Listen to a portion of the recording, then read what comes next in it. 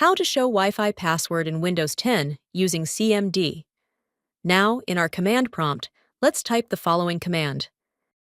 netshwlan show profile. This command will show user profiles or the Wi-Fi connections available. Now, let's copy the Wi-Fi name we want. Let's type the following command, netshwlan show profile. Then we will provide the name parameter with the value of the selected Wi-Fi name. Now let's set the key to clear.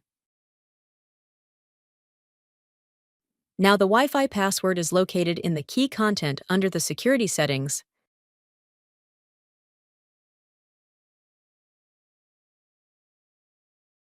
And that's it. That's how you find the Wi-Fi password in Windows using the command prompt.